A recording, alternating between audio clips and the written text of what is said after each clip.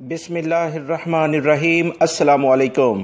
مدینہ منورہ گورنریٹ نے اعلان کیا ہے کہ اتوار 31 مئی 8 شوال سے شاہی منظوری پر مسجد نبوی نمازیوں کے لیے کھول دی جائے گی۔ مسجد الحرام اور مسجد نبوی امور کی جنرل پریزیڈنسی کے سربراہ ڈاکٹر عبدالرحمن السدیس نے بیان میں کہا ہے کہ مسجد نبوی اتوار 31 مئی سے حفاظتی تدابیر کے ساتھ مرحلہ وار کھول دی جائے گی۔ پریزیڈنسی اس سلسلے میں کرونا کو پھیلنے سے متعلق نمازیوں کو اس سے بچانے کے لیے ٹھوس حفاظتی اقدامات کر رہی ہے۔ نمازیوں پر پابندی ہے کہ وہ ایک دوسرے سے فاصلے پر کھڑے ہوں۔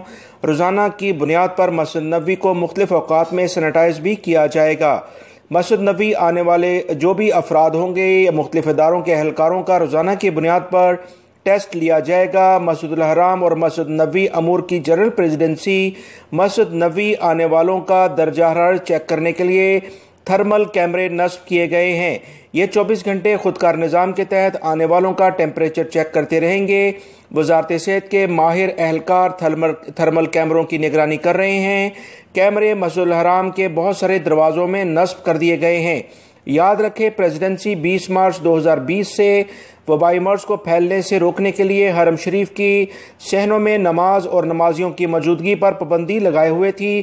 اسی بنیاد پر اب دوبارہ سے یہ احکامات جاری کر دیے گئے ہیں کہ 31 مئی یعنی 8 شوال سے شاہی منظوری کے بعد مسجد نبوی شریف صلی اللہ علیہ وسلم کو تمام نمازیوں کے لیے کھول دیا گیا ہے۔ لہٰذا مدینہ منورہ میں اور یا ملک کا جو بھی علاقے ہیں وہاں کے رہنے والے اب آسانی سے مسجد نبوی میں نماز ادا کر سکتے ہیں۔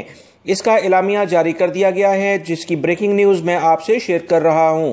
دوستو، میری اس ویڈیو کو لائک کر کے شیئر آگے لازمی کر دی گا، اور اہم ترین خبروں کی یہ جو لنک آپ دیکھ رہے ہیں جس میں انٹرنیشنل فلائٹس کے بارے میں نے آپ سے ایک بریکنگ نیوز شیئر کی تھی، اس کو لازمی دیکھیں جس میں بہت اہم معلومات ہیں۔ ویڈیوز دیکھنے کا بہت بہت شکریہ۔ السلام علیکم۔